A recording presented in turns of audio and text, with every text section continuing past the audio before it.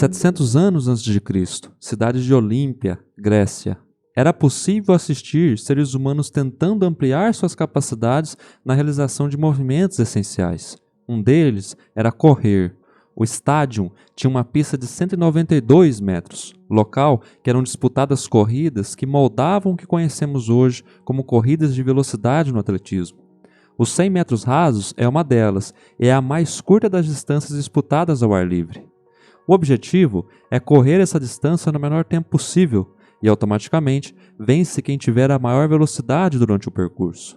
O recorde mundial masculino é do jamaicano Usain Bolt, com 9,58 segundos, e o feminino é o de Florence Griffith Joyner, com 10,49 segundos. O vencedor é determinado pelo primeiro que cruzar o torso na linha de chegada, não sendo considerados pernas e braços. E aqui vai um fato bastante interessante sobre essa modalidade. Até 1977, as medidas de tempo eram realizadas por cronômetros acionados manualmente, ou seja, por pessoas treinadas que, usando da visão e da resposta muscular, tentavam ligar e desligar o cronômetro no momento certo das ações dos atletas. Porém, a partir dessa data, tornou-se obrigatória a cronometragem totalmente automática, feita por sensores para medidas de recordes mundiais. Imediatamente após essa mudança, os tempos médios registrados dos velocistas aumentaram ligeiramente, antes de cair novamente. Mas por que a cronometragem automática causou esse aumento gradativo único? A resposta está nas medidas que eram realizadas manualmente pelas pessoas com os cronômetros. Elas tendem a subestimar os tempos dos velocistas. Existe um tempo para o cérebro processar uma informação e gerar uma contração muscular que acionará o cronômetro. Então elas começam a medir um pouco depois que os competidores partem. Esse tempo de reação dos juízes para os corredores que estão cruzando a linha de chegada não é tão longo, pois nesse caso eles possuem o poder da antecipação e desligam o cronômetro um pouco antes da chegada, anulando quase toda a influência do tempo de reação. O resultado, então, é um tempo de corrida menor para os competidores. Como o tempo de reação para sensores automáticos é quase nulo, cada instante da corrida pode ser contabilizado, o que resulta num tempo maior e explica o aumento gradativo que ocorreu a partir de 1977. Esse caso exemplifica a dinâmica da troca de informações no nosso universo. Nada pode ocorrer instantaneamente. Atletas de alto rendimento, após muito treinamento, conseguem diminuir seu tempo de reação, o que pode ajudá-los a sair na frente após receber o estímulo do tiro de largada.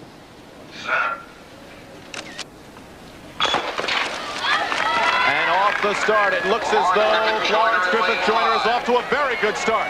Next to her, remember, is Gwen Torrence and then Valerie Briscoe. And it is those three side by side coming down the stretch. Florence Griffith Joyner. Next to her, Gwen Torrence. Florence Griffith Joyner. But really being tested and across the line.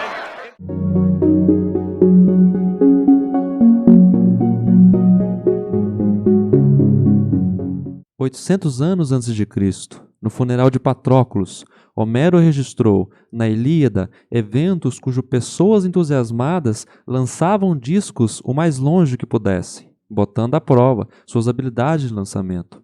Esta aqui é a obra intitulada Discóbolo, em que Miron, escultor grego, representa um atleta momentos antes de lançar um disco de bronze.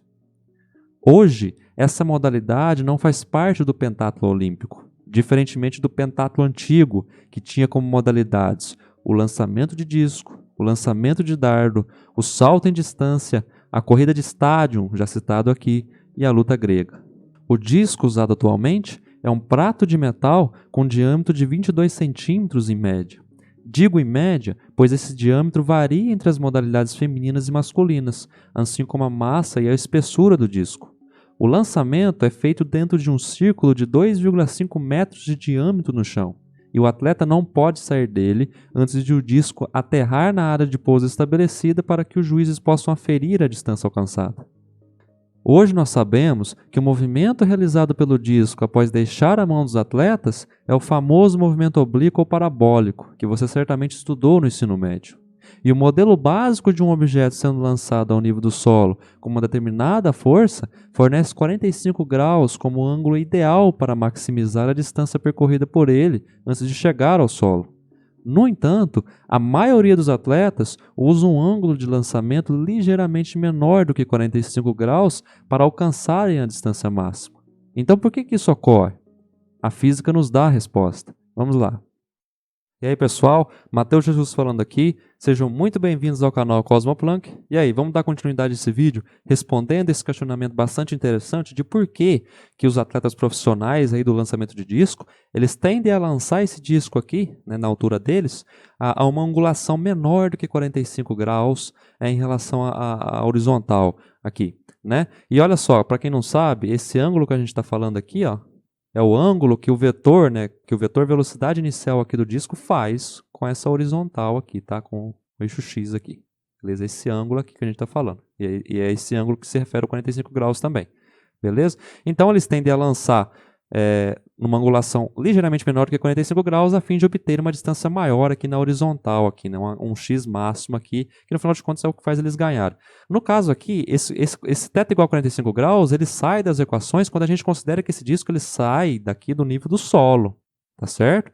Então, quando a gente considera que o disco ou o projétil ele salta aqui ao nível do solo, né, ou seja, em y igual a zero aqui, aí tudo bem. Aí vai dar esse θ igual a 45 graus. Porém, como você pode perceber, a grande diferença aqui é que, por exemplo, esse atleta ele tem uma altura, né, e automaticamente o disco ele vai sair da mão dele a uma certa altura que é diferente de zero. Daí a gente já percebe que a diferença na angulação aqui, que a gente está discutindo aqui, vai se dever um pouco a isso também, né? Porque olha só, tem uma altura h aqui na qual o disco sai, né? Que não é a altura do solo. Mas vamos pensar nas duas condições para a gente poder comparar. Vamos pensar agora que esse disco ele sai aqui, ó, do nível do solo.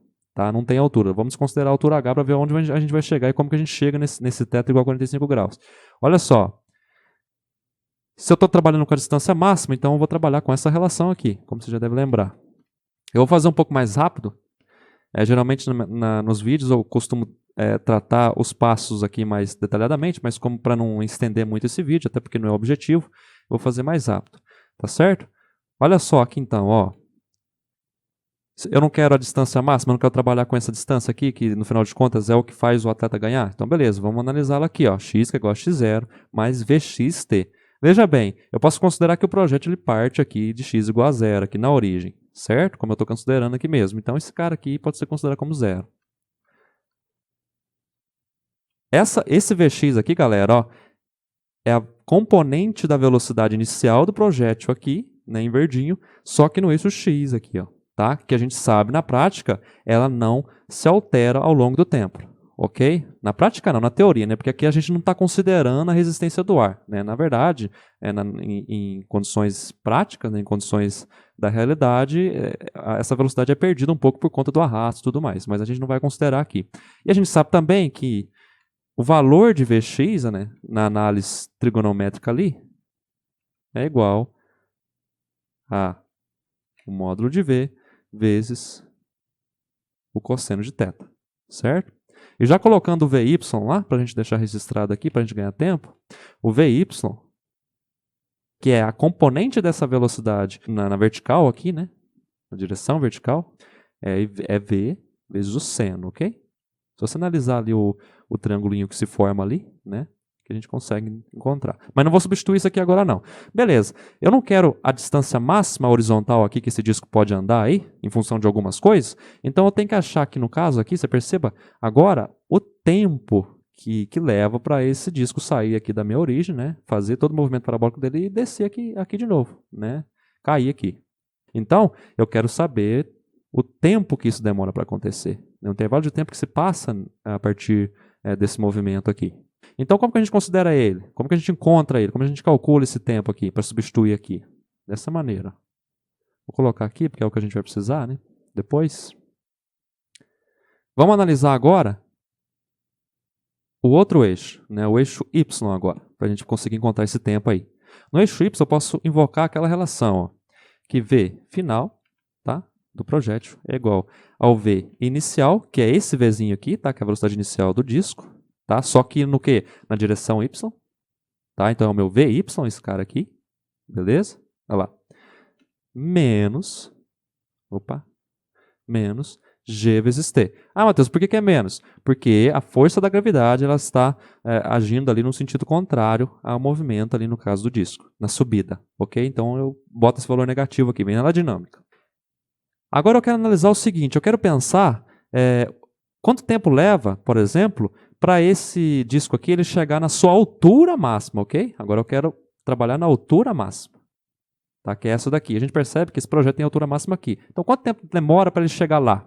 Tá? Para a gente chegar a isso, a gente tem que mexer em outras coisas, porque diretamente no tempo a gente não consegue mexer.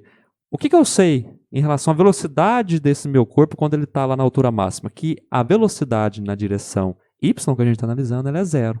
Né? Ou seja, digamos assim que na direção y, esse corpo para.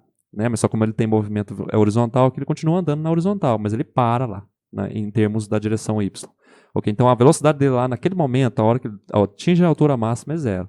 Certo? Então a gente pode colocar o zero aqui. Zero lá. Tá?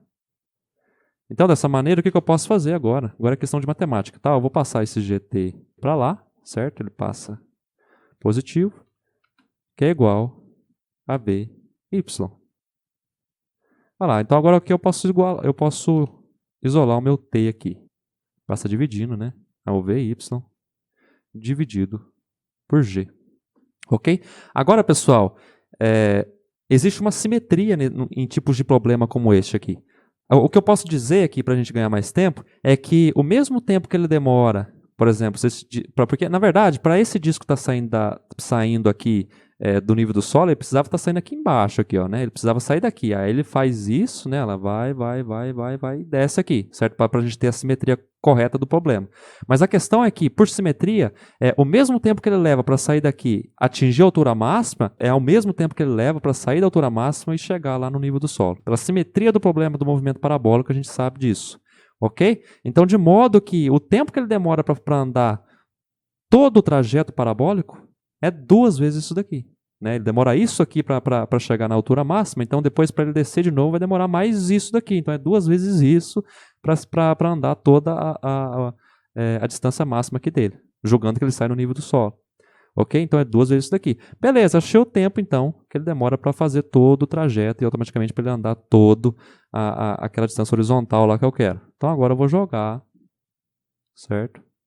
Nessa relação aqui, nesse Tzinho aqui. Vamos lá. X é igual a VXT. Agora, onde tem T aqui, ó, eu vou colocar esse resultado aqui. Vou colocar o 2 para cá, certo? Vou fazer melhor lá.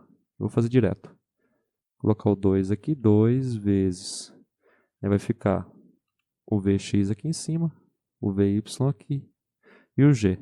Beleza, agora eu não estou interessado também em saber do ângulo, né? Do ângulo que o atleta tem que jogar para ter a distância máxima percorrida na horizontal. Então vamos substituir aqui esses valores aqui para os seus valores angulares aqui. X vai ser igual a 2 vezes isso daqui. Só que quem que é o meu Vx? Olha lá. Meu Vx é o V cosseno de θ. E o meu Vy? É o meu V vezes o seno de θ. Olha lá. Certo? Sobre G.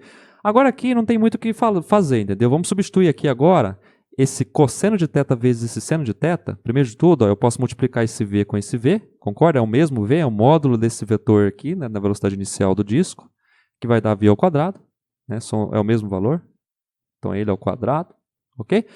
Cosseno de θ vezes seno de θ pode ser substituído por essa relação interessante aqui, ó, que a gente sempre pode usar ela, né? Nunca é tarde para usar ela, porque ela facilita a gente analisar depois.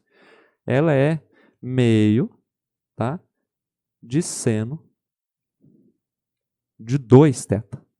Então vamos jogar aqui agora, né, no lugar dessa multiplicação aqui.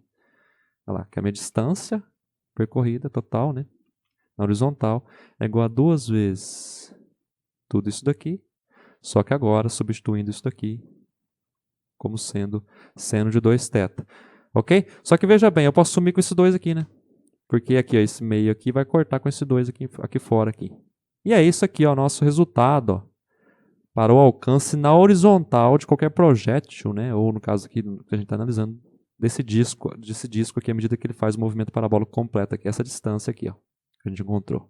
E agora analisando o ângulo, como que a gente chega nesse ângulo aqui, né, teórico, no caso aqui, quando ele parte do nível do solo, 45 graus? Só a gente analisar aqui, ó. Como que eu posso fazer para que esse meu valor de x, né, ou seja, essa distância na horizontal, ela seja máxima, ela tenha o seu valor máximo, tá? É claro, quando eu tenho uma velocidade maior, né, mas supondo a velocidade constante, g é constante. Vamos analisar o ângulo. Analisando esse seno de 2θ, qual que é o valor de θ de modo que esse seno aqui vai dar o valor maior dele? A gente sabe que o seno de θ, ele aumenta lá no círculo trigonométrico de 0 aqui até chegar aqui para valor de 1. Lembra lá? O seno de θ, ele tem um valor máximo em 1, tá, o valor dele, que é quando o meu ângulo aqui, ó, ele é 90 graus. Opa, certo? Então, como é que eu posso fazer para que lá dá 90 graus? Simples, eu posso multiplicar aqui, por exemplo, ó, no lugar desse ângulo aqui, eu posso colocar o quê? Ó? Veja bem o que eu vou fazer. Ó. Π sobre 4. E aí o que acontece? Eu corto aqui esse 2. Aí dá π sobre 2. Certo? De modo que seno de π sobre 2, ou seja, seno de 90 graus, vai dar, no caso, o valor de 1. Certo? Então, o que significa dizer isso então? Ele precisa ser 45 graus. Né? Olha aí. De modo que, se eu colocar o 45 graus aqui, ó, vai dar 90, e seno de 90 vai dar 1, vai ser o valor máximo que a gente tem aqui. Só que, na realidade, né, ou seja, a gente sabe que a prática, né, o universo é mais complexo do que isso. Na realidade, na prática, olha só, a gente tem uma altura H aqui, né?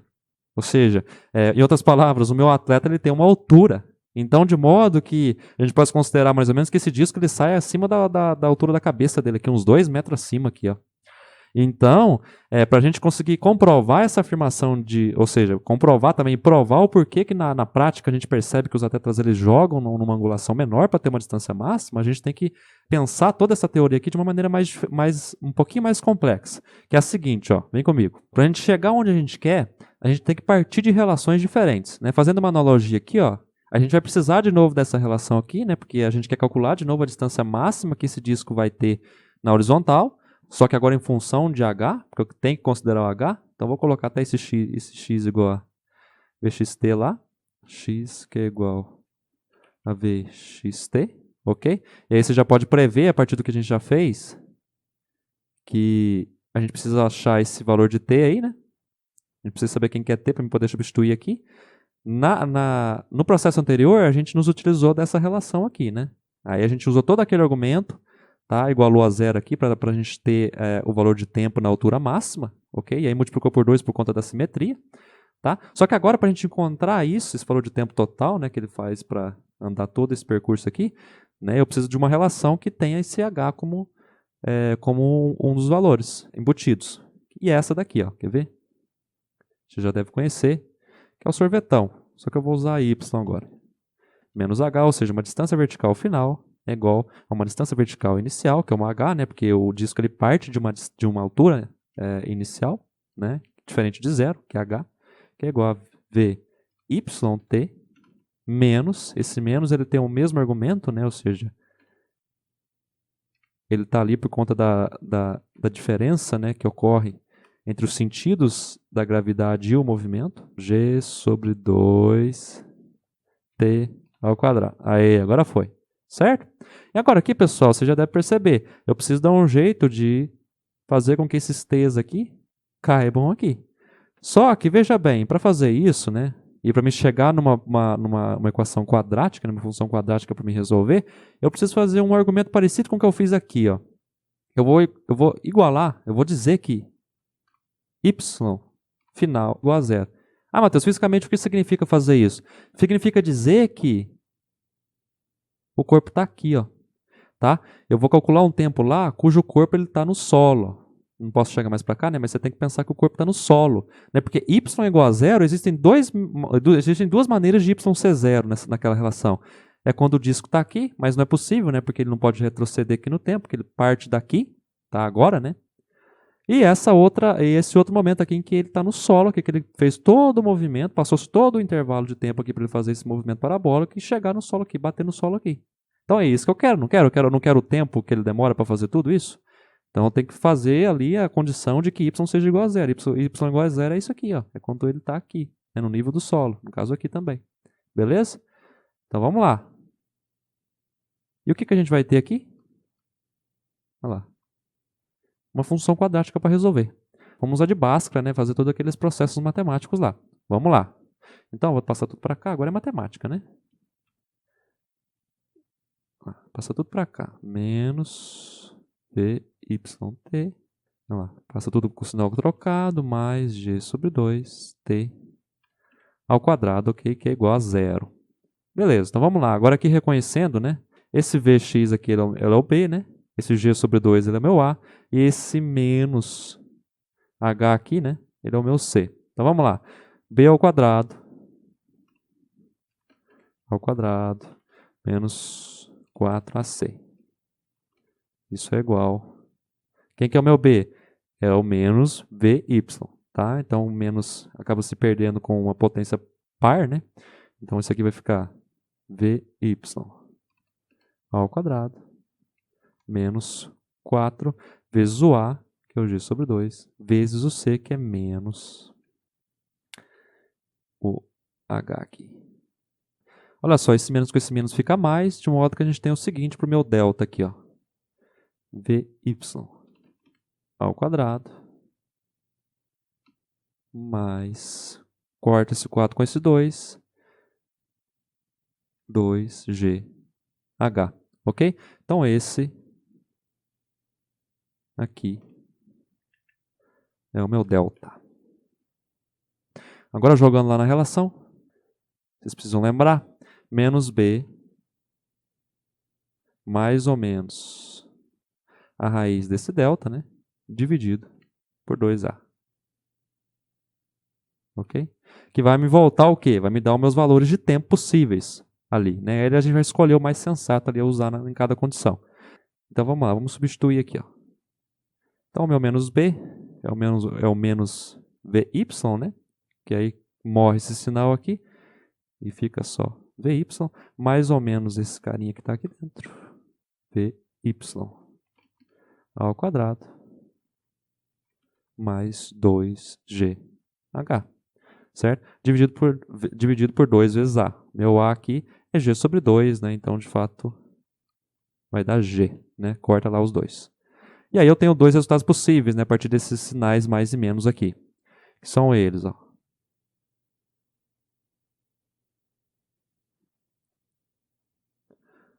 Vamos usar o mais agora, como consideração. Deixa eu aumentar aqui. Olha lá. Tirar o mais aqui. Mais. E agora o que eu vou fazer aqui? Ó? Eu vou jogar esse VY ao quadrado para fora aqui. Ó. Dessa maneira, você vai entender o que eu vou fazer. Vou colocar esse VY ao quadrado aqui, certo? De modo que aqui vai... Só que ele sai sem o quadrado, certo? Porque é uma raiz. E aqui vai ficar 1. E aqui eu vou ter agora uma razão aqui, ó, que é o 2GH sobre VY ao quadrado. Eu só tirei aquele VY para fora lá. E agora o outro caso, ó, é esse daqui, ó, o menos, né? Vamos levar o menos agora em consideração ali. VY menos. Tá, vou fazer a mesma coisa que eu fiz aqui, né? Vou até excluir aqui que vai dar na mesma, né?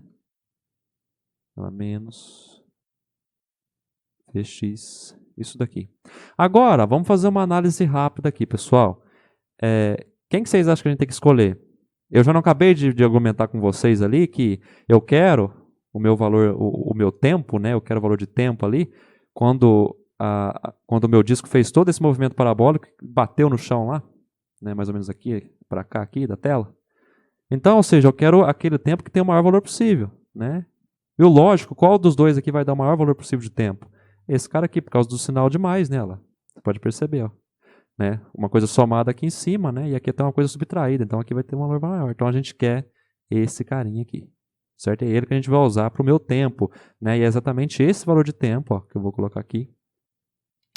Tempo, que é igual a esse cara aqui. É ele que eu vou colocar né, substituir aqui agora. Então vamos lá. Então trazendo aqui embaixo, ó, x é igual a vxt, ok? Antes de eu substituir o t aqui, vou só fazer umas mudanças nele aqui, para facilitar a nossa visualização depois. T é igual a tudo isso daqui, né?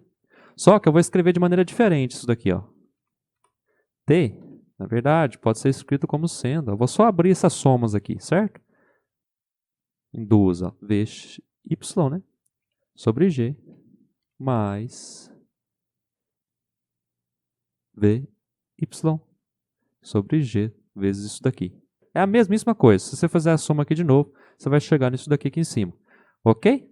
E agora, ó, eu não tenho em comum em ambas as somas aqui isso daqui e isso daqui. Então, eu posso deixá-lo em evidência. Vamos lá. T é igual a esse cara aqui, vezes 1, né? Mais isso daqui. Ok? A mesma coisa, só joguei para fora lá. Beleza? E agora, nesse formato aqui, eu vou jogar lá. Então, vamos lá. X. Né, vou até colocar aqui para a gente não esquecer de onde a gente está partindo. Certo? X que é igual a Vx. Já vou jogar esse Vx aqui, ó, junto aqui com esse carinha aqui. Então, vai ser Vx, Vy sobre G, tá? Vezes esse fatorzinho aqui, ó. Isso aqui não te parece algo semelhante? Não estou dizendo sobre essa parte aqui, mas isso daqui, ó, observe isso daqui para você ver uma coisa. Vamos botar aqui agora, vamos substituir aqui nesses Vx e Vy, vamos colocar a parte angular deles aí, no formato angular deles. Vx a gente sabe que é o módulo de V vezes o cosseno, melhor colocar aqui, vezes o cosseno de θ, ok? O meu Vy, ele é o módulo de V vezes o meu seno de θ. Lembram lá? Sobre G. Ok? Vou substituir aqui embaixo também, né? Que é o meu V ao quadrado, então, vezes o meu seno de θ ao quadrado. Ok? Agora, olha só isso daqui, ó. Isso aqui não é o que a gente acabou de achar ali, ó. Né? Esse fator aqui que está multiplicando esse fator aqui. Isso aqui é o que a gente acabou de achar, ó. Por quê? Se eu colocar aqui x, né, que é a minha distância horizontal total, olha lá, V com V, V quadrado, né? Então, V ao quadrado. Dizer que cosseno de θ vezes o seno de θ, na verdade, é meio, né, de seno de 2θ. Então, eu vou colocar o 2 aqui. 2 vezes G, certo? Vezes o seno de 2θ. Muito parecido com o que a gente acabou de encontrar, ó, aqui em cima. Ó. Com exceção do 2, né? Porque ali a gente tinha um 2 multiplicando ali. Tá? Por conta do tempo. Vezes esse fator aqui. Então, meus amigos, ó, e minhas amigas, essa aqui é a distância horizontal total, né, ou máxima, né, dependendo da análise que a gente fizer aqui, que o meu disco vai andar, ok? Aí agora você vai me falar o seguinte, Matheus, agora você se espetou. Porque como que eu vou fazer essa análise aqui? Como que eu vou saber que ângulo que eu coloco aqui, né, como eu fiz lá em cima, né? Como que eu vou saber que ângulo que eu coloco aqui para me saber qual que é o meu maior valor que eu vou ter aqui? Aí aqui, pessoal, a gente podia fazer várias maneiras, né? A gente poderia, por exemplo, derivar isso daqui em relação a θ igual a zero. Só que, tentando fazer isso, vocês vão chegar a um resultado absurdo e grande, não vai significar nada. Então, o que foi a minha saída para me saber qual o valor de θ que eu preciso colocar aqui, para me ter o valor máximo de x aqui?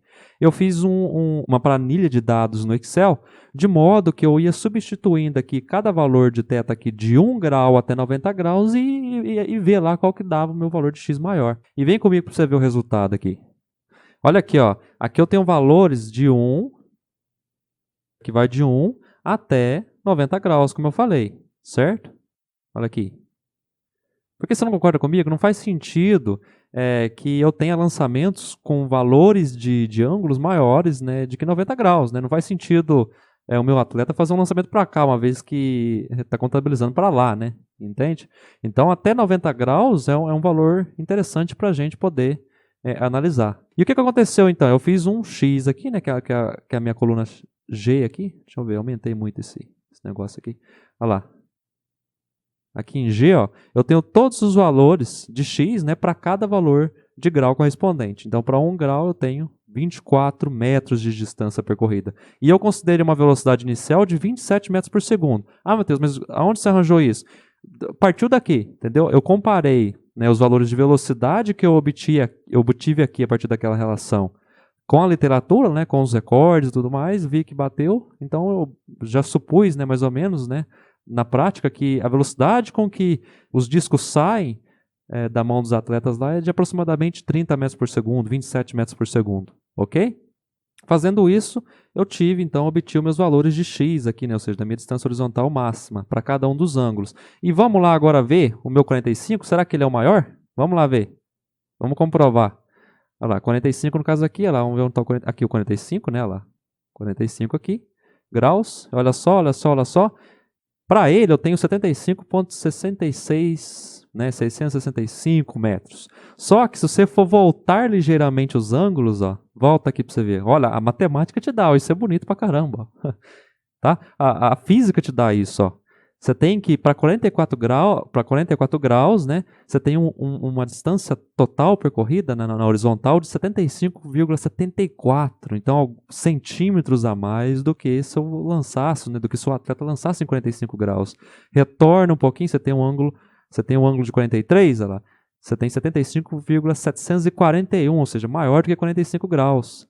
Tá entendendo a questão? Aí se você volta um pouquinho, né, você tem 75,654, já mais próximo, né, ali, né, um pouquinho menor do que de 45.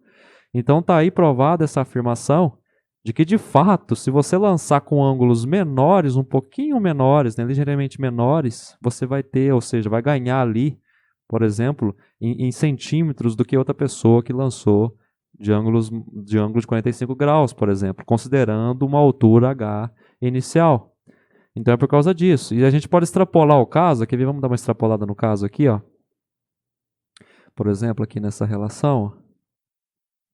Aí é coisa minha que eu coloquei aqui, mas se eu aumentar esse valor aqui, ó, que tem a ver com a minha altura, né, que aqui é 78, que você multiplica 2GH lá, posso colocar uma altura de 10 metros, sei lá.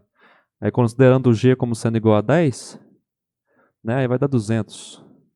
Ok? Aqui em cima. 2 vezes 10 vai dar 20 vezes 10, dá 200. Ó. Ok? Aí eu vou atribuir esse valor para todo mundo. Aí você vai vendo o que vai acontecendo à medida que eu vou aumentando aquela altura lá para você extrapolar os casos. Ó. Aí se você for de novo lá para 45 graus, ó, aqui em 45 você já vai perceber que a distância máxima percorrida na horizontal é 80,8 metros. Tá? Só que se você for voltando aqui os ângulos, ó, já é 81 para 44, 81, 193 para 43, ó, 81, 27 para 42, ó, 81, 26 para 41, tá? Olha lá, 81 para 40, 39. Então, olha aqui para você ver. Até 40 graus aqui, se você lançar em 40 graus, você vai ter, ó, na verdade, perdão, 39, né? Você vai ter uma distância horizontal maior do que se você lançasse em 45 graus devido a essa altura a mais aí. Beleza? Então está comprovado que, de fato, se você tiver uma altura, né, se você não lança esse disco no nível do solo, você vai ter que considerar, sim, de fato, essa altura aí. E também tem outras características, como, por exemplo, a resistência do ar, que a gente não considerou aqui, mas a gente tem que levar em consideração, tá? Porque na horizontal, se você tem uma resistência do ar na horizontal ali, né, porque você tem aqui a velocidade em x, né? Ok? O componente em x, se você tem o ar, né, o vento ali que vem nessa direção aqui, ela vai, de alguma maneira, tirar um pouco dessa componente aqui da velocidade. Então, é mais interessante você mandar com mais força nessa direção, né, ou seja, num ângulo menor em relação à horizontal, de modo que você, de alguma maneira, anule um pouco dessa influência da resistência do ar. E também tem algumas questões biomotoras, né, do corpo, né, do atleta, que também ajuda ele a jogar a ângulos menores, né? Ou seja, o atleta ele tem mais força para jogar quando ele joga a ângulos um pouco menores do que 45 graus. Ok? Então tá aí uma análise completa do lançamento de disco aí para ângulos menores do que 45. Isso aí vale um curtir, vale uma inscrição sua. Então, continuando o vídeo aí, bola para frente.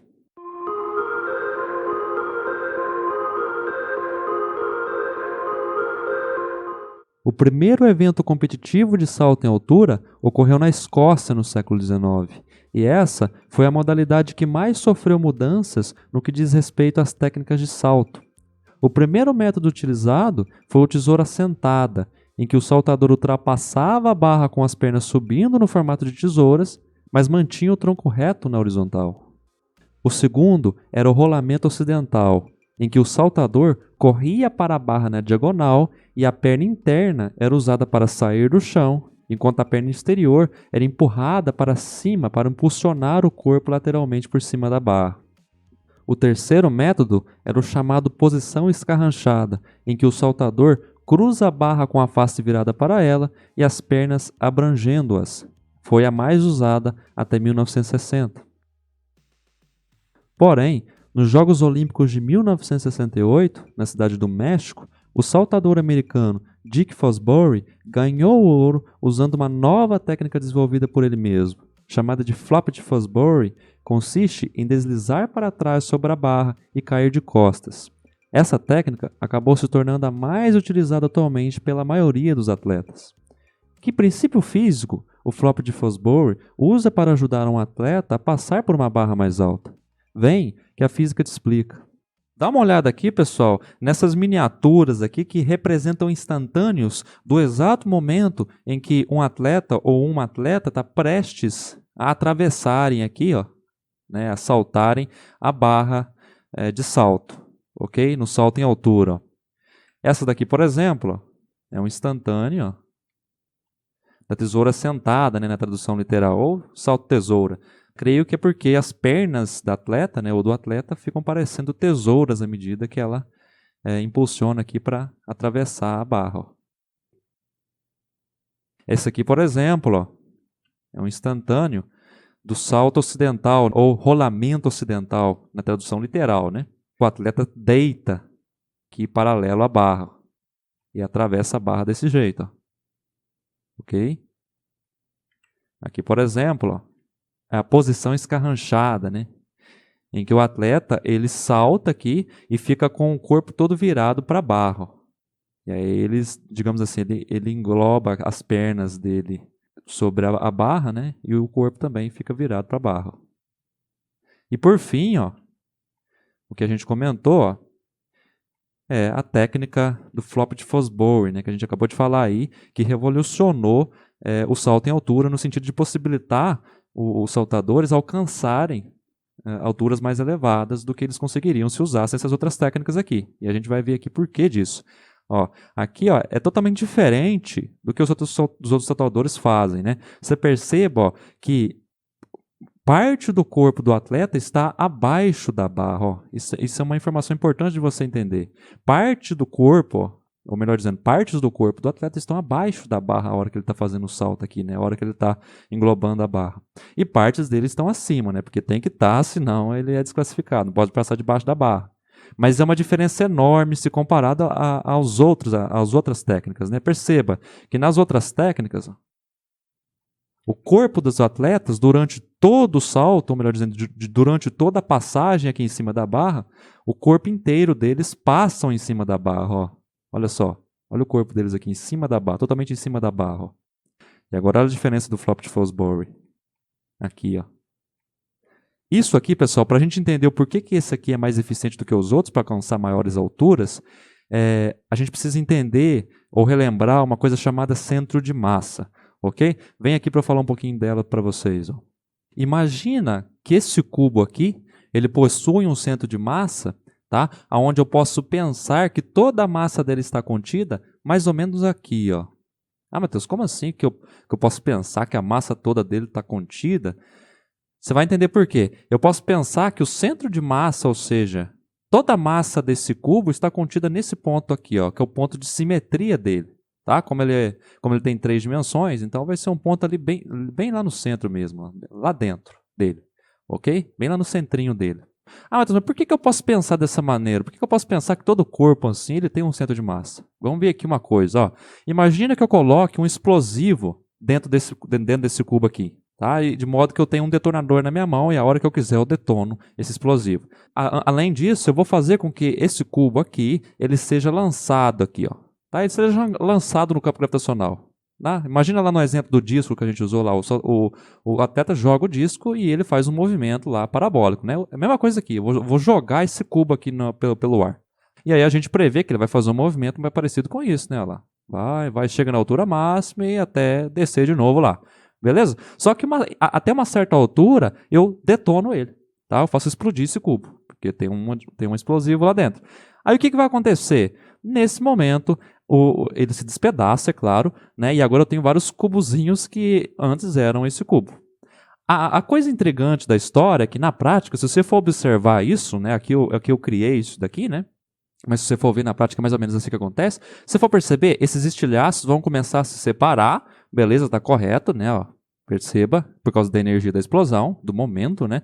Porém, você perceba que todos esses estilhaços, que à medida que se separam, eles vão fazer um movimento muito parecido que o cubo faria se ele não tivesse sido explodido. Olha só, olha o movimento dos estilhaços, ó. Os estilhaços como um todo, cada um desses estilhaços aqui, ó, eles vão começar a seguir o mesmo movimento que esse cubo aqui seguiria se ele não fosse explodido. Isso é o intrigante da história. Aí você vai perguntar, mas o que tem a ver isso com o centro de massa? Tem tudo a ver, porque existe um ponto imaginário aqui, na verdade imaginário na nossa cabeça, mas na prática existe esse ponto, entende? Em que todos esses estilhaços vão acompanhá-lo na dinâmica do movimento. Que é o que está acontecendo aqui, ó. Imagina que tem um ponto aqui que eu chamei de centro de massa. Ele está aqui também, olha lá. Como se toda a massa do meu sistema, do meu corpo, estivesse dentro dela. Ele ainda vai continuar aqui, ó. Tá? E esse ponto vai descrever um movimento, né? Porque se eu posso pensar que toda a massa está nele, então quer dizer que ele vai descrever um movimento que uma massa teria à medida que ela fosse largada, né? Ou jogada, aqui no caso, no campo gravitacional, ó. Então, todos os estilhaços que antes formavam essa massa aqui inicial, ó, seguem esse ponto. Ó. Esse é o tal do centro de massa. Tá entendendo? Então, o centro de massa é importante a gente determinar ele, por quê? Porque ele é que controla a dinâmica de movimento de um sistema de massas, tá certo? Por isso que a gente pode considerar que num sistema de várias massas, como por exemplo esse daqui, ó, a soma de todas essas massinhas aqui pode estar enclausuladas, localizadas num único ponto, que é o centro de massa. Porque, de alguma maneira, na realidade, o universo escolheu assim, que ele respeita ainda esse tal ponto. Né? De modo que a dinâmica de movimento pode ser pensada através desse ponto. E é por isso que é importante o centro de massa. Ok? Então, por exemplo, aqui, ó, nesse sistema, vamos pensar numa coisa maior, num sistema planetário. Imagina que isso aqui é a Terra. Ok? Imagina que essa aqui seja a Lua. A gente está acostumado a pensar, e não é incorreto pensar assim, está correto, mas a gente está acostumado a pensar que a Lua gira em torno da Terra. Certo? Só que na prática, na realidade mesmo, se a gente for analisar racionalmente, não é isso que acontece. Na verdade, existe um ponto imaginário, mas que não é imaginário, que está bem próximo aqui da Terra. Por quê? Porque a Terra tem mais massa, né? E o tal do centro de massa, ele tende sempre a se localizar próximo a densidades de massa, ok? Onde tem mais massa, o centro de massa vai estar lá, tá certo? Porque o centro de massa, ele depende da distribuição da massa no sistema e depende da massa dos componentes do sistema, tá? A gente vai ver lá na relação, lá na equação que descreve ela, ok? Então tem um ponto aqui, ó, entre a distância entre a Terra e a Lua, que é o centro de massa das duas, né? Ou seja, onde, naquele ponto em que, se por exemplo, um gigante viesse aqui e desse um chute nas duas aqui, ó, as duas, né, a dinâmica das duas seria voar para lá, baseado, ou seja, a dinâmica pode ser pensado nesse buraquinho aqui, nesse pontinho aqui, ó. Tá entendendo? Da mesma forma que a explosão causou ali no cubo. Né? Eu posso entender a dinâmica de movimento de cada uma dessas partículas aqui, né, dos pedaços do cubo, como baseados no centro de massa deles. Aqui também, a mesma coisa. Então, na verdade, qual que é a moral da história? Tanto a Lua quanto a Terra giram não em torno... a Lua não gira em torno da Terra, na verdade a Lua gira em torno desse centro de massa aqui. Porque, no final das contas, o universo vê que toda a massa desse sistema está aqui. Então, automaticamente, a Terra também gira em torno desse centro de massa.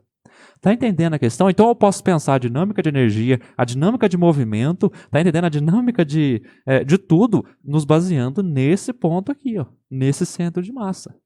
Está entendendo a questão? E agora, vamos ver aqui rapidinho, ó, como que a gente calcularia esse centro de massa. Vamos ali. Olha só, então aqui eu tenho um eixo de coordenadas lá, y e x. Eu preciso disso porque, na verdade, para me encontrar as coordenadas aqui do centro de massa, né, eu preciso estabelecer um eixo de referência, de modo que eu possa plotar esse par ordenado aqui do centro de massa, ok? Que é um x do centro de massa e um y do centro de massa. Para a gente calcular isso, ó, cada uma dessas coordenadas, né, ela tem uma relaçãozinha para calculá-las, ó, que é nada mais, nada menos, ó, que uma média ponderada.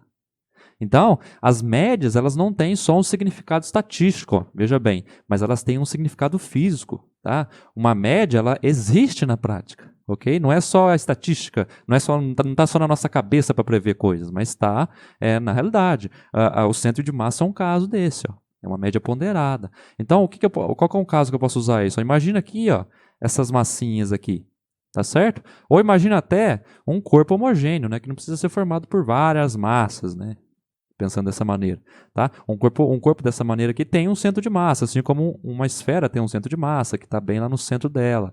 Um cubo tem um centro de massa, tá? Como eu já mostrei, está bem lá no ponto de simetria. E também um sistema desse de vários corpos, né, e cada um com uma massa, também tem um centro de massa. Para a gente calcular isso, o que a gente faz? A gente pega a massa, ó, de cada um desses corpos, né, que vai ser meu peso aqui, tá? Multiplica pela distância deles lá, em cada uma das coordenadas, tá? Em cada uma das componentes. Aqui no caso, para me achar o x do centro de massa, né? Ou seja, a coordenada x eu tenho que calcular em relação a x, ó, em relação a essas distâncias x aqui, ó, certo? Olha lá. Ok? Aqui, ó. Tá? Colocar aqui, multiplicar pelo peso da massa, né? E dividir pela massa total do sistema. Tá certo? E para me achar no y centro de massa é a mesma coisa. É uma média ponderada, só que agora em relação às distâncias no eixo y. Então você perceba que o centro de massa, ou as coordenadas do centro de massa, elas dependem exclusivamente das massas do sistema e dependem da distância em relação à origem que eu estabeleci. Tá? Então, em outras palavras, um exemplo aqui, ó, se eu chegar aqui nesse sistema e colocar, ó, mais umas massas aqui, ó, colocar uma aqui, ou colocar outra massa aqui, ou colocar outra massinha aqui, ou outra aqui, o que vai começar a acontecer com o meu centro de massa a partir dessa relação aqui, também a partir do que a gente aprendeu? O centro de massa, que supostamente antes estava aqui, ó, né, pensa que eu calculei aqui, deu o centro de massa mais ou menos aqui, ó, né, tem que sempre atender onde tem mais massa, vamos pensar que isso aqui tem mais massa, né? Então o centro de massa vai estar mais ou menos aqui. Só que quando eu coloquei essas massas aqui, ó, distribuí o meu sistema e colocando mais massa nele, esse centro de massa, com certeza, se você fizer os cálculos também, se você for pensar direitinho, ó, ele vai tender para cá, mais ou menos. Ó. Vai ficar mais ou menos aqui. Ó. É claro, a depender também da amplitude dessas massas, né, e tudo mais. Então, você está entendendo a questão? Então, por exemplo, ó, se eu tenho aqui, ó, um sistema mais ou menos desse jeito, ó, assim, ó, as massas estão distribuídas mais ou menos assim. Olha lá, o centro de massa a gente pode prever, é claro, depende das massas, mas imaginando que elas têm amplitude mais ou menos iguais, o centro de massa vai estar mais ou menos aqui. Ó. Tá certo? Só que se eu altero essa distribuição aí e faço isso, ó, coloco essa massa aqui, certo? Coloco essa massa aqui, ó. O que vai acontecer com o centro de massa, onde eu posso pensar, né, lá na dinâmica de movimento, na dinâmica de energia? Onde vai estar esse centro de massa? É mais ou menos aqui, né? Ela migra de lá e vem mais ou menos para cá. Ó. Tá entendendo a questão? Então, o centro de massa, ele não necessariamente precisa estar dentro do corpo, tá? Ou do sistema de corpos. Ele pode estar fora. Beleza? E compreendido mais ou menos isso daqui, para a gente não levar muito à frente o vídeo, né? O tempo do vídeo. Vamos voltar lá agora no exemplo do flop de Fosbury e entender o porquê que ele é mais eficiente. Tem tudo a ver com isso aqui. Vamos lá. Olha só, a partir do que a gente acabou de ver, perceba agora a distribuição de massa em cada uma dessas técnicas aqui. Tá? Perceba essa daqui da tesoura sentada. Quando eu falo distribuição de massa, é a distribuição das partes do corpo do atleta. Né? Perceba que esse atleta aqui, ó, ele está com todo o seu corpo, na maioria do tempo do salto, ou seja, na maioria do tempo em que ele está atravessando a barra, ele está com o seu corpo em cima da barra. Ó. De modo que eu posso considerar que o centro de massa desse atleta está mais ou menos aqui, ó. Tá certo ali? Mais ou menos ali na região do abdômen dele, a partir da distribuição da massa dele aqui. Certo? É como, imagina aqui, ó, que a cabeça dele é um círculozinho daquele, as pernas é um círculozinho daquele, tá? A outra perna é, as costas é um círculozinho daquele, então o centro de massa vai estar mais ou menos aqui, tá? E detalhe, tá acima da barra. Agora olha aqui, ó, esse cara que está deitado na horizontal aqui, ó, imagina que a perna dele, na massa da perna dele, né, pensando separadamente assim, é um círculozinho azul daquele, o braço também é, a perna também é, a outra perna aqui também é, o tórax é. Então a gente pode pensar que mais ou menos, né, na distribuição espacial aqui das massas, o centro de massa dele está mais ou menos aqui também na região do abdômen. E detalhe, está acima da barra. Tá? Agora olha aqui, de novo. Ó. As esferinhas azuis vão estar mais ou menos aqui. Ó. Certo? Ó. E perceba, se a gente for ver mais ou menos a distribuição, o centro de massa vai estar mais ou menos aqui, ó, na região do abdômen. E acima da barra. Agora, vamos dar uma atenção especial para o flop de Fosbury. Você já deve estar prevendo o que vai acontecer, né? No flop de Fosbury, o que a gente tem é que, por exemplo, ó, eu tenho uma esfera daquela aqui, outra esfera daquela aqui, uma esfera aqui, tá? Outra esfera mais aqui para cima, outra dessa daqui, tá? Outra aqui, pensando dessa maneira separada. Então, mais ou menos, onde vai estar o centro de massa? Olha só, eu tenho massa aqui embaixo, olha a distribuição. Então, o centro de massa vai estar mais ou menos aqui embaixo. Meu Deus, então o que você está querendo dizer, Matheus, é o seguinte, esse cara está gastando menos energia para saltar mais alto? Sim. Né? Em termos de dinâmica de movimento, o centro de massa dele não está se elevando tanto quanto o centro de massa desses caras. Então a gente pode pensar que esses caras aqui estão tendo mais esforço, tá? Para saltar uma mesma altura que esse cara saltaria, facilmente. Por quê? Porque esses caras estão tendo que elevar o centro de massa deles, ou seja, toda a massa corporal deles, durante todo o tempo de passagem aqui da barra, acima da barra. Já esse cara aqui do flop de Fosbury não está precisando fazer isso. Porque se eu posso considerar que o centro de massa contém toda a massa daquele sistema, e é assim que o universo percebe isso mesmo, é assim que a gravidade percebe, tá? Esse cara está fazendo muito menos esforço do que esses caras aqui. Ó. Esses caras vão ter que levar, digamos assim, estão tendo que carregar uma tonelada nas costas e levar isso em cima da barra. E agora esse cara aqui não. Esse cara aqui, ele está fazendo o mesmo salto, ó. Não, perdão, ele pode estar chegando, ele pode estar ultrapassando na mesma altura que esses outros aqui, só que fazendo menos esforço, porque ele não está levando o centro de massa, ou seja, toda a massa corporal dele acima da barra. Esses caras estão. Então é por isso, eis a explicação de por que essa técnica aqui, ela é a mais eficiente no sentido de fazer com que as pessoas possam alcançar, né, os atletas possam alcançar alturas maiores, fazendo menos esforço até do que os outros faziam nas outras técnicas, por causa do centro de massa. Tá? Por causa da distribuição espacial das partes do corpo dele, né, no período de tempo em que ele atravessa a barra. Ok? Espero então que vocês tenham entendido o porquê do flop de Fosbury ter sido a técnica mais utilizada desde 1968 com Dick Fosbury. Continuando o vídeo aí, vamos lá.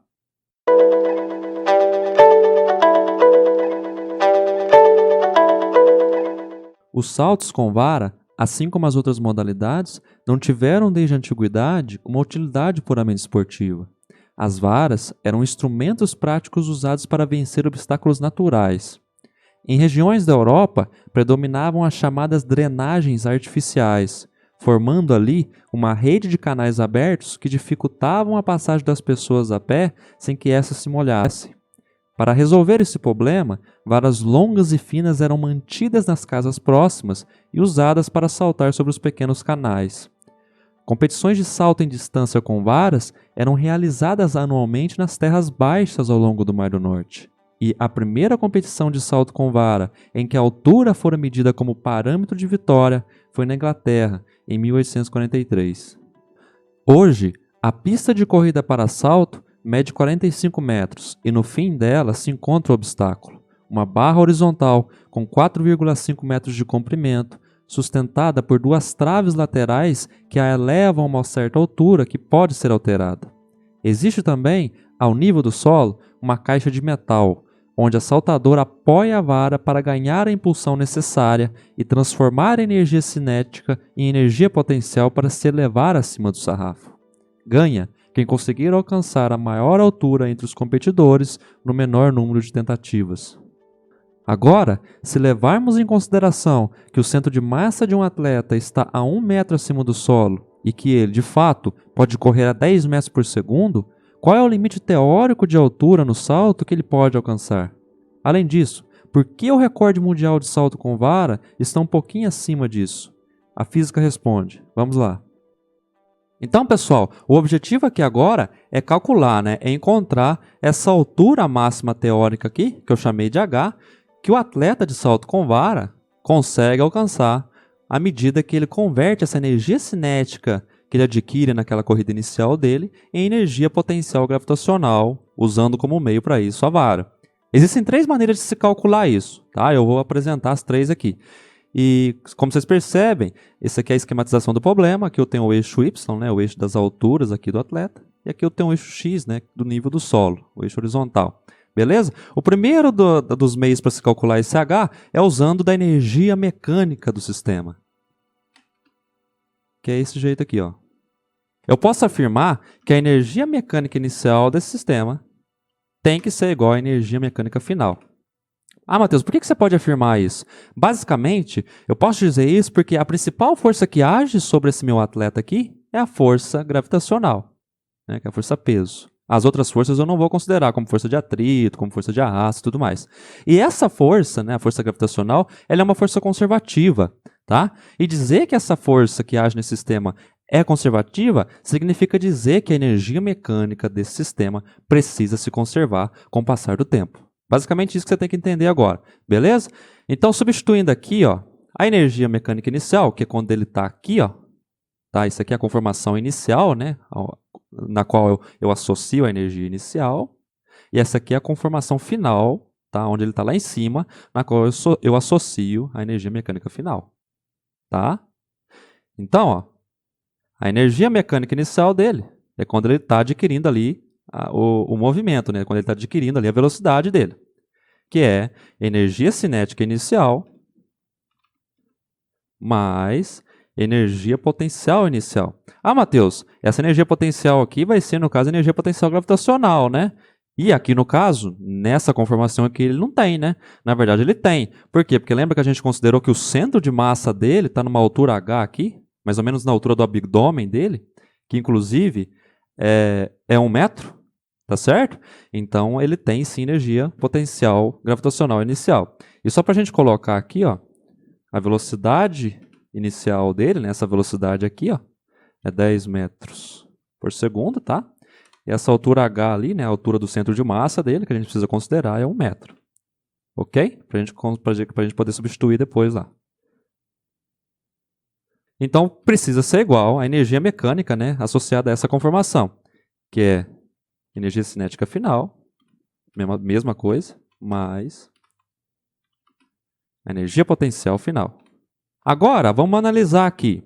Você percebe que, à medida que ele está aqui em cima, na vertical, na direção vertical, quando ele chega na altura máxima dele aqui, ele dá uma paradinha, Então, o movimento dele seria mais ou menos isso daqui, Ele vem, certo? E aí ele salta aqui, perceba, e desce, Nessa altura aqui, nesse ponto aqui, você perceba que ele tem velocidade nula. A velocidade vertical, ok? A velocidade vertical dele aqui é nula. É como se fosse lá na altura máxima lá do movimento parabólico, Nessa altura aqui, ele tem V vertical igual a 0. Então, automaticamente, na vertical, ele não tem velocidade. Que eu tô fazendo uma relação aqui no caso de movimentos horizontais para movimentos verticais. Aí você me pergunta, Matheus, mas como é possível fazer essa transferência, essa análise, em movimentos que acontecem em direções diferentes?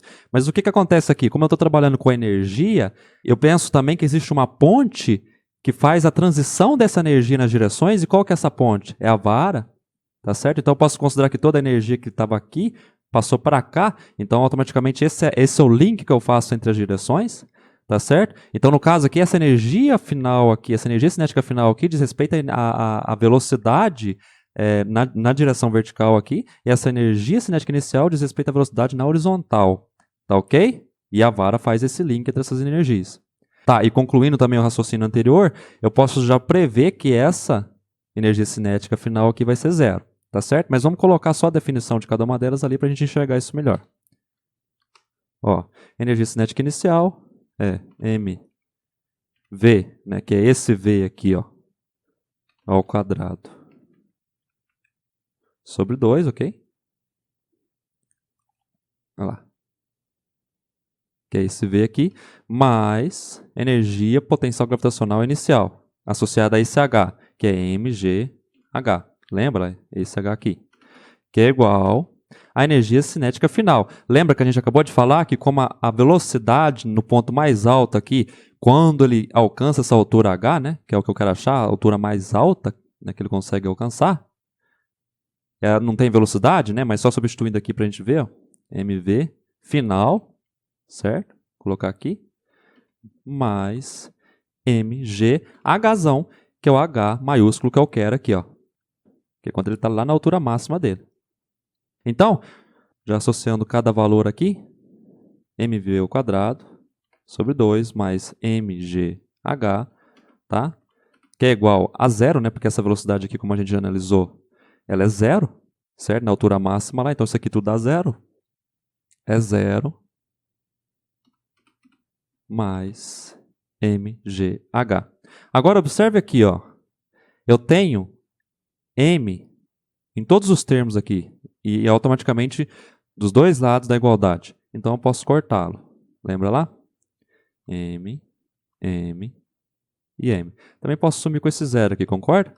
Ah, tá. Eu não quero esse h aqui, então vou jogar esse g para lá. Tá? Vou só inverter eles de lugar aqui para ficar mais fácil da gente visualizar. Então h ele é igual. Ó, vou fazer a soma aqui, tá? Então vai ser 2gh, certo? Mais v ao quadrado dividido por 2g.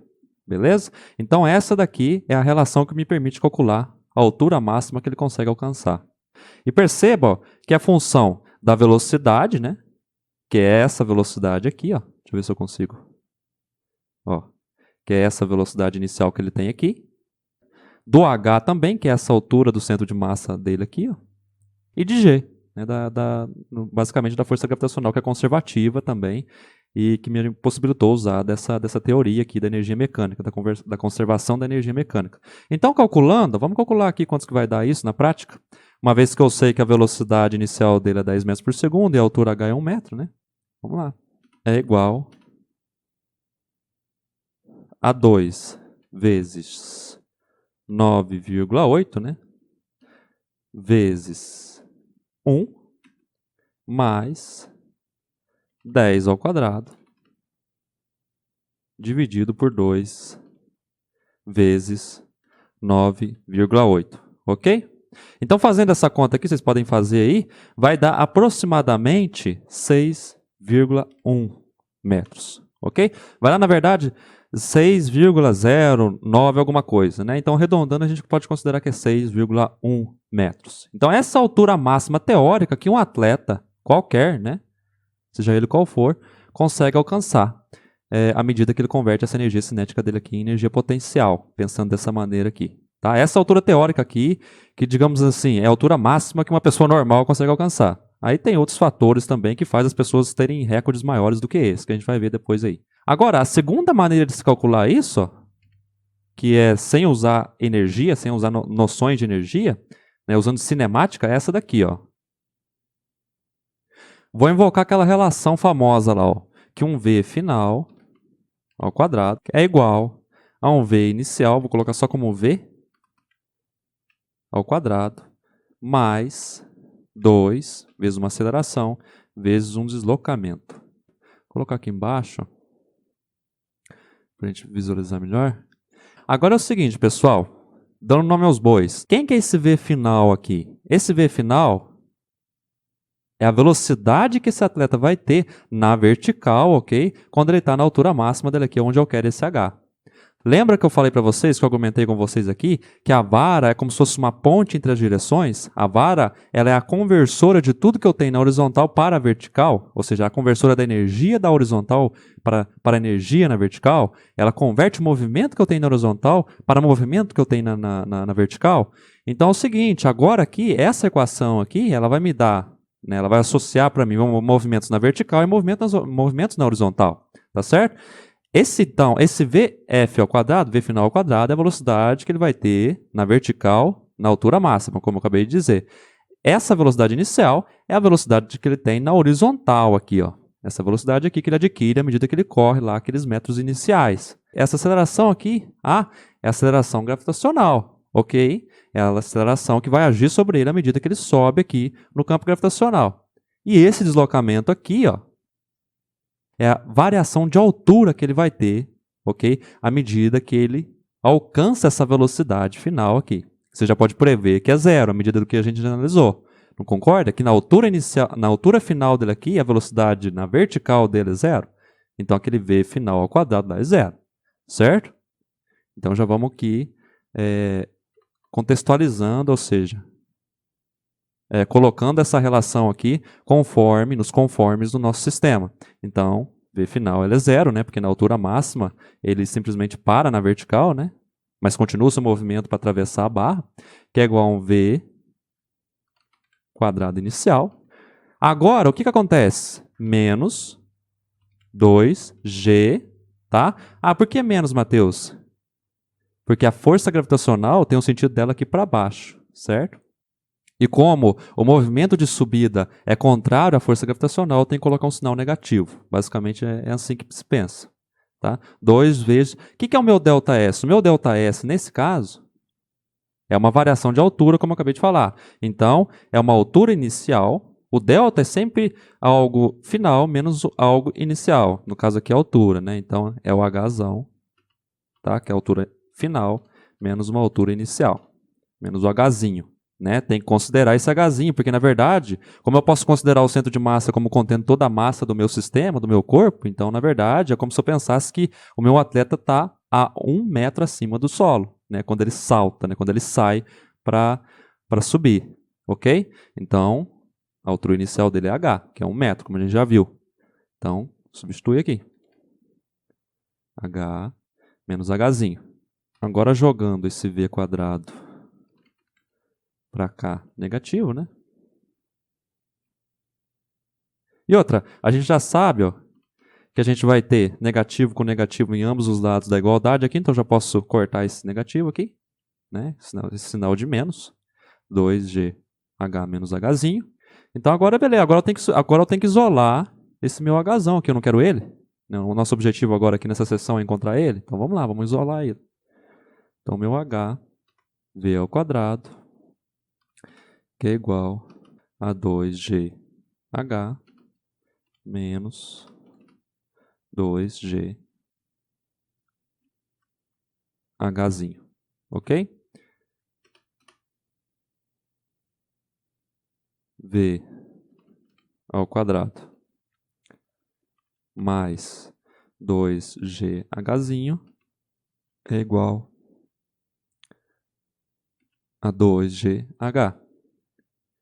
Vou jogar todo mundo para cá e todo mundo para lá, tá? Dá na mesma. 2GH é igual a V ao quadrado mais 2GH, tá? Jogando 2G, dividindo lá, para isolar o H, eu tenho que H, maiúsculo, né? Altura máxima alcançada, V ao quadrado, dividido por 2G, mais 2GH, dividido por 2G. Como é 2G em cima e embaixo, posso cortá-lo. Então, o que eu vou ter no final de contas é que aqui vai ficar só H. Que é basicamente a mesma coisa que a gente encontrou, quer ver? Na verdade, precisa ser, né? Então, calculando, ó, vamos ver se vai dar o mesmo resultado, 6,1 metros. Então, H é igual a V ao quadrado, que é 10 ao quadrado, né? A gente viu que o atleta ele consegue alcançar uma velocidade aqui antes de subir com a vara de 10 metros por segundo. Tá? Então 10 ao quadrado, que é igual a 100, dividido por 2 vezes 9,8, tá? Mais h, que é 1 no caso, né?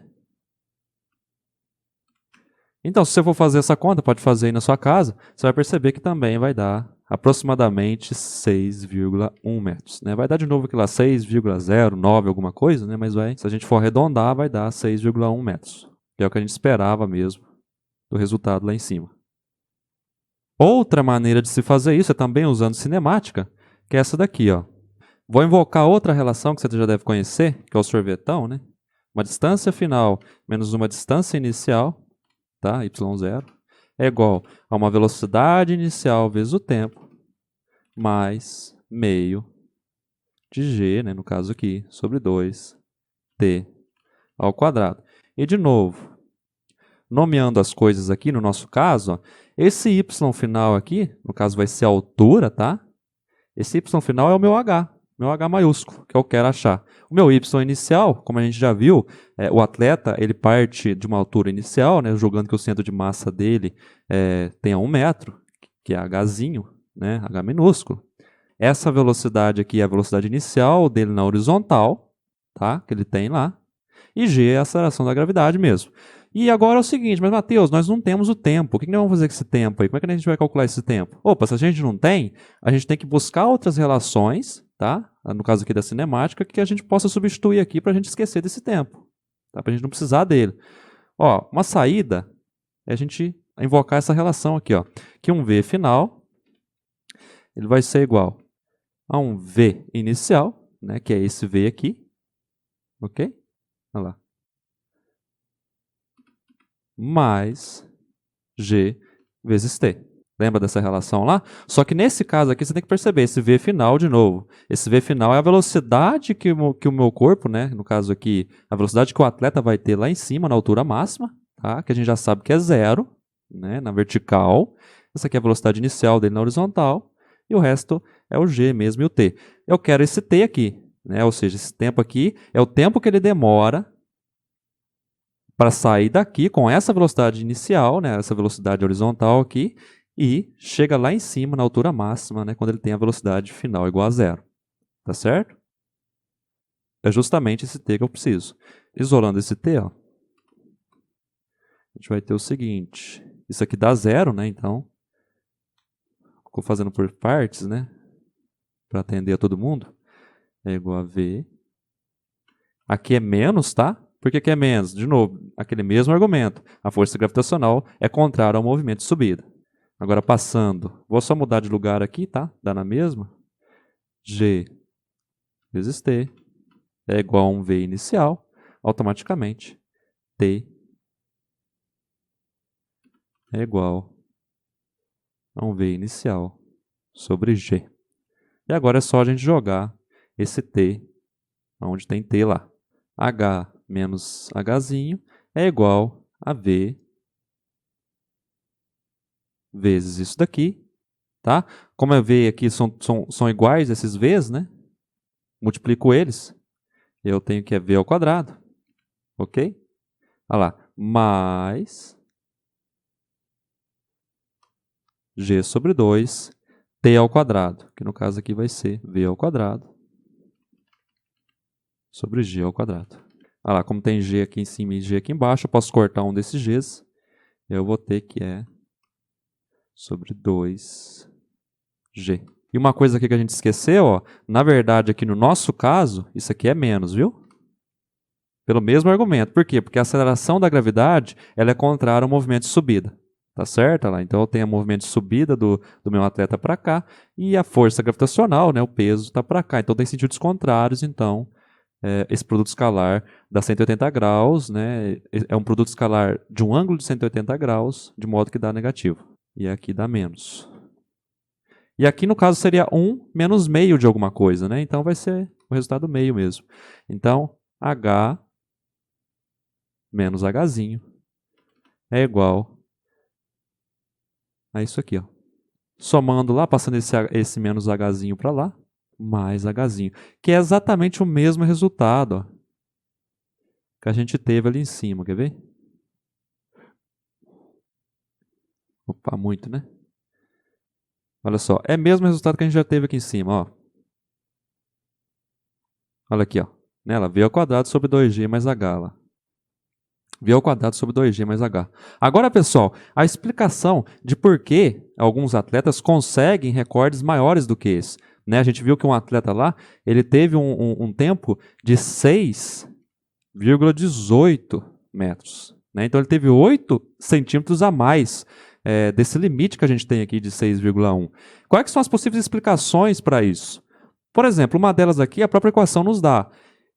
Pode ser que ele estava com uma velocidade maior. Veja bem, né? Se ele tivesse com uma velocidade inicial aqui, ó, maior aqui, ó, né? Ou seja, na corrida dele aqui, se ele alcançou uma velocidade inicial maior, pode ser que isso ajudou ele a ter uma altura final maior, né? Olha lá, que é o que a equação nos diz aqui, porque é diretamente proporcional à velocidade. Ou pode ser que o centro de massa dele era mais elevado, né? Mas o que eu não acredito, porque a altura dele é uma altura meio padrão, né? No caso assim, o centro de massa dele vai dar 1 metro mesmo, tá? Então, uma possível explicação é a velocidade, e tem outras explicações que são mais do salto lá em cima mesmo, que a gente vai ver aqui, vem cá. Olha aqui, ó, isso aqui é uma representação de um atleta ou de uma atleta quando ele está na altura máxima dele, ó. Está prestes a atravessar a barra de salto ali, ó. E uma das possíveis explicações dele conseguir saltar alturas maiores, né, por exemplo, do que 6,1 que a gente calculou lá, é, por exemplo, nesse momento aqui, ó, na hora que ele libera a vara aqui, ó, na hora que ele perde contato com a vara, ele dá um empurrão na vara aqui, ó, né, com a mão aqui. Você percebe, você pode ver nos vídeos que alguns atletas eles empurram essa vara aqui de modo que ele tem um impulso aqui, ó, que possibilitam a eles saltar, ou melhor dizendo, alcançar alturas mais elevadas.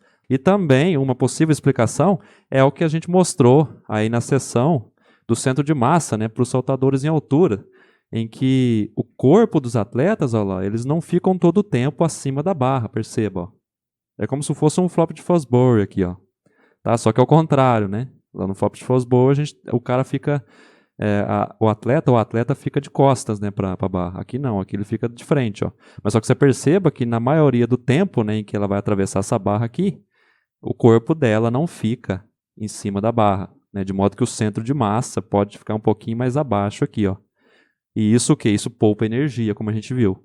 Tá certo? Poupando energia, automaticamente ele pode usar um pouco dessa energia que ele adquiriu aqui da envergadura da vara, né, da energia cinética que ele adquiriu lá na corrida, né, para subir um pouco mais aqui na altura, ok? É uma das explicações também. Então tem a ver tanto com a velocidade, como a gente viu na própria equação, tem a ver com o impulso que o atleta, né, ele dá aqui na vara, aqui, no finalzinho do salto aqui. Tem a ver também com a envergadura, né, ou seja, e a distribuição espacial das partes do corpo dele quando ele pula a barra aqui, né, de modo que ele distribua o centro de massa dele em um ponto que permite a ele distribuir a energia e alcançar alturas mais elevadas. Então tem todos esses fatores que possibilitam aos recordes mundiais aí serem maiores do que essa altura teórica, né, que a física prevê.